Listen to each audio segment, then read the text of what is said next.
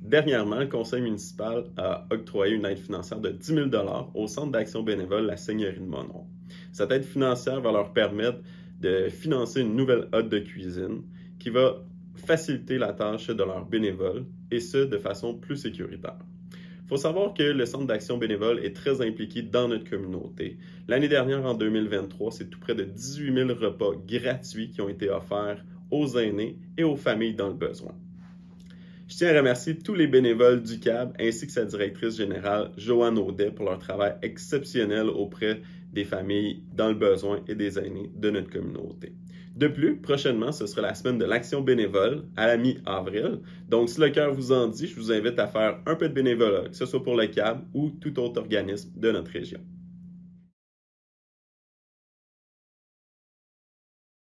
Lors de la dernière séance, le Conseil a décidé de poursuivre son engagement à soutenir la clinique ProSanté Marieville. Il faut faire un petit historique que de 2015 à 2017, la Ville s'était engagée à raison de 10 $ par citoyen, d'un montant à donner à la clinique, soit tout près de 100 000 $.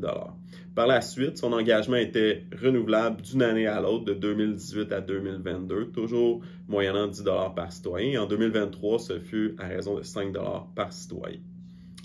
Depuis mon élection à l'automne dernier, j'ai décidé de préconiser une nouvelle approche en lien avec la clinique, c'est-à-dire de ne plus financer leur fonds de roulement, mais plutôt de rembourser directement un prêt caution que la Ville avait cautionné il y a quelques années. J'ai proposé au Conseil de rembourser ce prêt caution-là à coût de 35 000 $ par année pour les 5 prochaines années afin d'effacer complètement cette dette pour la clinique ProSanté.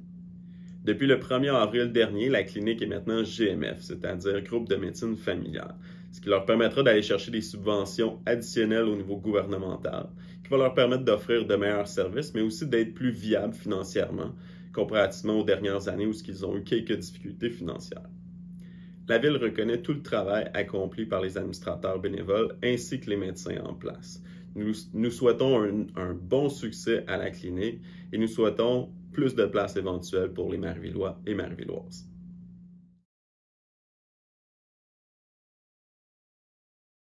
Connaissez-vous l'offre de transport en commun sur le territoire de la ville de Marieville? Grâce à la participation financière l'année dernière de la Ville, EXO a bonifié son offre de transport en commun, ce qui vous permet de vous déplacer sur le territoire de façon plus régulière pour le travail et les études. Il y a 2 trajets qui desservent la ville de Marieville. Premièrement, une ligne complètement gratuite vers Richelieu et Chambly, qui est disponible la semaine, le soir et les week-ends, aux 30 minutes sur les heures de pointe. Le deuxième trajet est un express qui vous mène vers Brossard ainsi que Montréal, la ligne 486, qui est disponible aux 5 minutes sur les heures de pointe. Pour votre information, la ligne 105 qui vous mène à Chambly peut vous permettre par la suite d'aller à différents endroits sur la Rive-Sud à tarifs avantageux. Donc, pensez au transport en commun pour votre prochaine aventure en famille.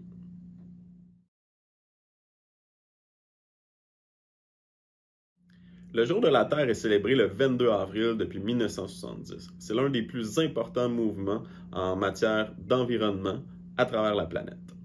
La ville de Marieville a énoncé clairement son intention d'être un leader en protection de l'environnement dans son plan stratégique 2021-2025. Et nous avons mis en place plusieurs mesures afin d'y parvenir.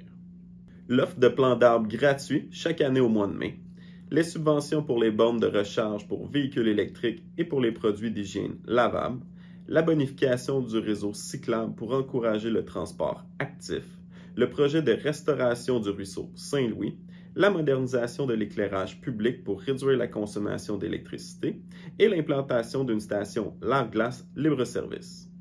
La station de lave-glace est installée depuis l'automne 2022 sur la rue Saint-Césaire près du garage municipal. Son fonctionnement est simple, il se fait de la pompe à votre réservoir de voiture. Son prix, 95 sous le litre, soit l'un des plus bas au Québec. Vous pouvez payer par carte de crédit, PayPass ou débit. La station de lave-glace est un concept novateur, unique et québécois qui contribue à l'élimination d'une partie des millions de bidons qui sont jetés chaque année dans les dépotoirs du Québec. Une façon économique de réduire son empreinte écologique. La preuve, c'est qu'à Marieville, en 2023, on a vendu 5 167 litres de lave-glace, ce qui représente 1367 bidons de plastique. Je dis bravo à tous les utilisateurs et j'encourage les autres à changer leurs habitudes.